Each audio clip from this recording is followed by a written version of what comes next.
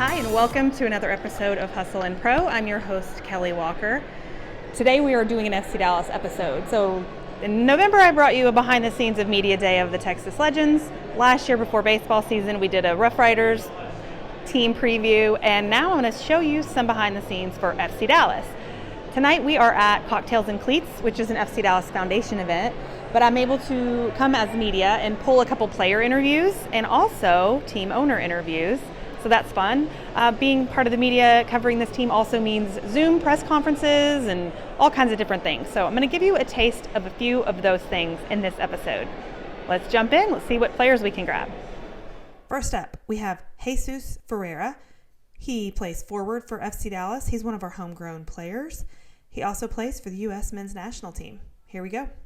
All right. Wait, do I look good though? Yeah, Wait, can you check if I look good though? I have to look good. Perfect.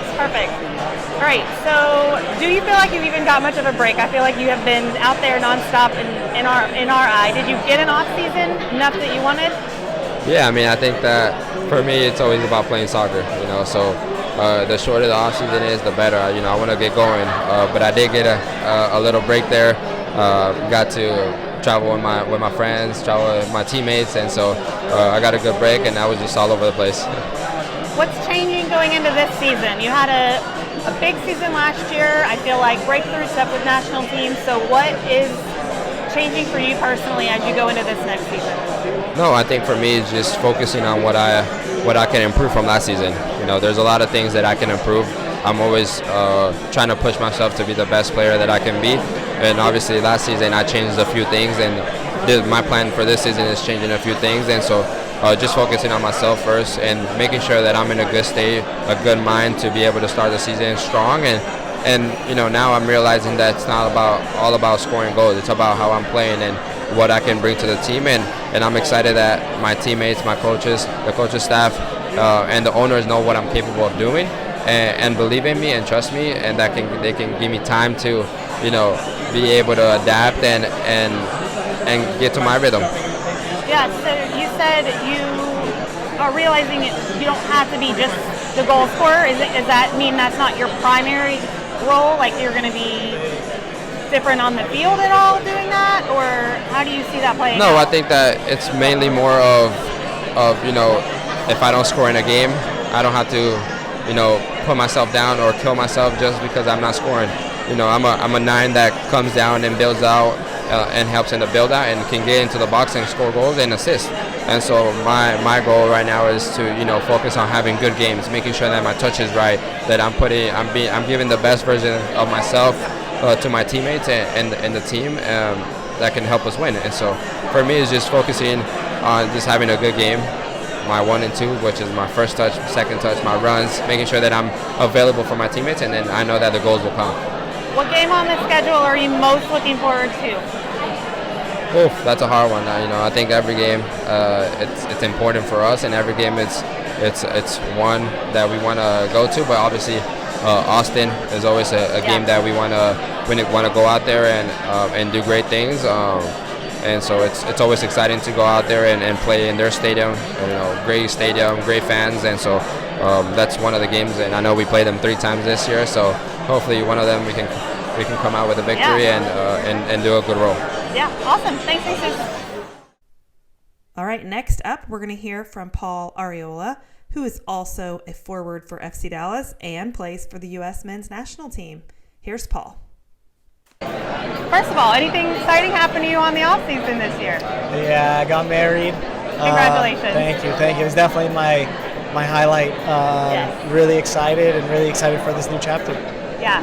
So what, when you start this season fresh, the big exciting personal off season, what do you come into as far as your goals or anything different you want to do this season than last?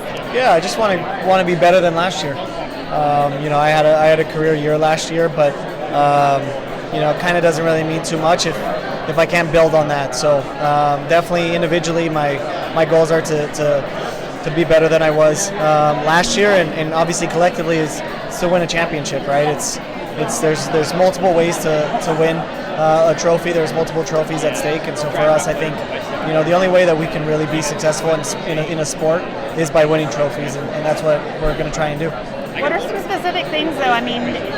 like you said, you had a big year. So what is it that you can improve on the field? Like anything specifically?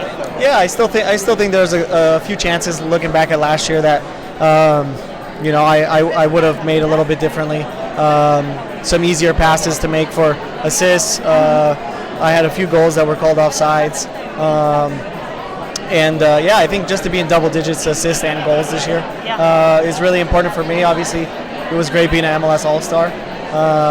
But like I said, it's for me, it's in the past. It's kind of done with, and it doesn't really matter unless I can do it again. Ready to do it all again. So what about leadership on this team? I assume that you are a leader in the locker room. So tell me about that. Yeah, look, right now, obviously, with Matt Hedges leaving, there's not too many veterans. We have a lot of young guys, really young, energetic group, and for me right now, I'm considered one of the older guys, I guess, in the group. But naturally, I think I'm just a leader based on experience, based on what I've gone through, the ups and downs of my life, and also the connections that I have within the team. And I'm looking forward to building on that and helping this team win. Thoughts on the new jersey? I love it. I think it's an amazing way to pay tribute to the past, and also for the guys that are here. It's the present, right? And being able to kind of combine those two is something special, and it's something different. Hopefully the fans love it, and hopefully we do really well in the jersey. Sounds good. Thanks, Paul. Awesome. Take that. Good luck. Thank you, man. Next up, we have the owners of FC Dallas, Dan and Clark Hunt. So their dad is Lamar Hunt and was famous for a lot of things in sports, and tennis and football and in soccer.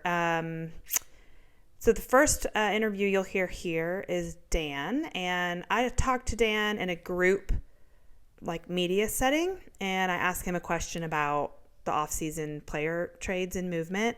And then you'll hear the Telemundo reporter ask him about the new jersey, which was revealed the night of this event. And then after that, you're going to hear a quick snippet from Clark's interview, and the Channel 8 sports guy asks him about winning the Super Bowl. So just a few snippets of that group interview with these guys, the owners of FC Dallas and the Kansas City Chiefs. You mentioned dynamic and a couple things. What was your top priority when you're in the off season making changes and roster moves? What are you most looking at to build this team? We scored a lot of goals this last year, and defensively I think we were very good, but it was that narrow margin that kept us from advancing. And we were actually talking about this earlier. Jader Obion almost scored that goal in Austin to tie it up, and from there, who knows where it goes. But it was, sports is really just a matter of inches, and that's what separates. We just saw it in the Super Bowl, right? You had two teams that were almost identical, and it came down to one possession. Well, soccer doesn't exactly have one possession, but I see MLS like that, and so we were needing to get a little bit better at the margins. I think we're addressing, trying to reinforce our goal scoring. We defensively just get a little bit better there. And obviously our goalkeeper is fantastic here, and I would argue that we probably have three of the best in the entire league if you look at them together as a unit. And so that helps bring a lot of stability to the back line. They're great guys. Obviously very different in age and career path, but that was really our focus, is just to improve on the margins, because that 1 or 2 goal differential is what can take you to the finals. Thanks. Tell us a little bit about the idea of doing the Dallas Burn t-shirt to this season. Yeah, we like harkening back to our history, and we're standing right now in the National Soccer Hall of Fame, and as you look around, you see the stuff honoring the legacy and past of soccer in this country. The Dallas Tornado, which is really our original franchise here in Dallas. It was my father's first soccer franchise. There's a trophy case here with all the jerseys and memorabilia from that. And the Dallas Burn is such an important part of our history. It's one of the founding 10 teams of Major League Soccer. It was the first MLS team in Dallas, and it was playing down in the Cotton Bowl. And over time things changed, and we acquired the Dallas Burn at the time from Major League Soccer. It started operations in 2001. And my dad had the idea to eventually rebrand the team, especially moving up here to Frisco to our beautiful facility at Toyota Stadium and Soccer Center. But we want to honor that past, that legacy. So a lot of effort went into that and honoring the prior teams and all the success that the Dallas Burn had. We had a lot of fun doing it, putting the horse back on the jersey. And if you look at the jersey, you see the pattern of the flames embedded in the main jersey. So a lot of fun things. It's the Burn Baby Burn jersey, and we had fun designing it. It was a cool way. So many of our fans often talk about if we're going to rename the team back to the Dallas Burn or mention the time of the Dallas Burn or memories from the Cotton Bowl, and it's been a gigantic seller already. Obviously, you have been kind of embroiled with the NFL for the last few years. I know this question is going to come. How you feeling now after winning the Super Bowl and kind of sitting on top of a dynasty? Yeah. Well, very special feeling being able to lead the Chiefs back to the Super Bowl and winning our second Super Bowl in the last 4 years. It's a credit to the great people that we have, starting with Andy Reid and, of course, Patrick Mahomes on the field. We're not using the word dynasty yet. We feel like we've got hopefully some more opportunities coming down the line, but we also know how special those opportunities are. 2 years ago, we were in Tampa, and things didn't go our way that night, and we felt it was definitely a missed opportunity. The guys really used that as motivation and got it done this past Sunday. I want to ask you. Now, the final snippet I want to show you guys, a little behind the scenes media, is from a press conference done over Zoom. This is a very common way that I deal with FC Dallas and get information from players and coaches. So you will see me ask a question to head coach Nico Estevez. And then after that, he left the Zoom and a player came on. And so Tariq Scott was that player. And I asked him a question. And here we go. Jump over to Kelly, please. Hey, you mentioned splitting tomorrow into 45s to work on building fitness. How much on the off season, if any, are you able to keep a pulse on what they're doing to keep up with fitness? Or do you just set an expectation at the end of the season and see where they are when they join you again now? Well, I think one important thing is we have an expression in Spain that, and I talked with the players in the first day in the welcome meeting to them, no? One thing that is going to be really important for their career and for this year is the invisible training, right? What do you do when no one is watching? And if we go to the off season, there is always players that have this discipline to do their workout, the plan that we set to them, and they arrive really, really good and fit to the preseason, and others that they don't do. And you can see right away, they're having difficulties to keep the rhythm and the intensity of the team. And as we tell them, we try to educate them as best as possible and do everything that we can do. And we'll use all the resources that we have to tell them like how important it is if they want to have a longer career to take care of themselves, and how, the nutrition, the discipline on your prevention exercises, and what you do in your daily days is important, and on how long it's going to be your career. It's not about what you can do right now, if you can be a player for a long time. And I think you have a young group, since obviously you can see like some guys have more difficulties to understand, or they feel like if they are young, they can gonna get the shape very, very quick.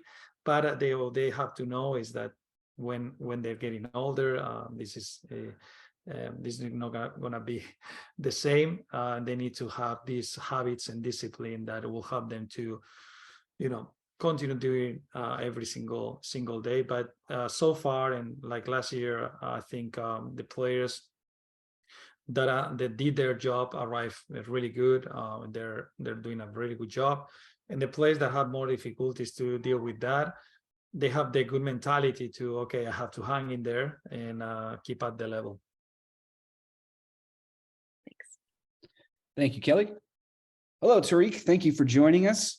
We'll go ahead and get started with questions for you. We have a few media members that are interested in your time out in Spain, how you're doing out there and adjusting to the travel. So we'll get started with questions from Ms. Kelly Walker, and then we'll go to Nathan Hill. Kelly, please start. Hey, thanks for joining us. So as you kind of are taking the steps through like the typical pattern of FC Dallas and homegrowns, how are you feeling now that they're training with first team and these last few days and looking at starting tomorrow or starting playing tomorrow? It's going pretty good. It's a bit of like a strange transition in the beginning, being the young guy, the rookie, like with being 17 with a bunch of the older guys. So it was a bit like the first day was always like nerve-wracking, but just building into it, the guys are really like they're caring because like the good amount of them are homegirls themselves. They've been in my position and they're really like including with me and Nolan. So it was a good building process. And even here where we get to travel and be here and on a beautiful pitch and play soccer again, it was a very good experience for me. It's being a good learning moment. It's just growing every day. And, it's been a better experience than yesterday has. And every day it's just getting better and better. That's a wrap for this episode. We'll see you next time on Hustle and Pro. Be sure to follow us on YouTube so you'll get notifications for the next episode, and find us on Instagram at Hustle and Pro.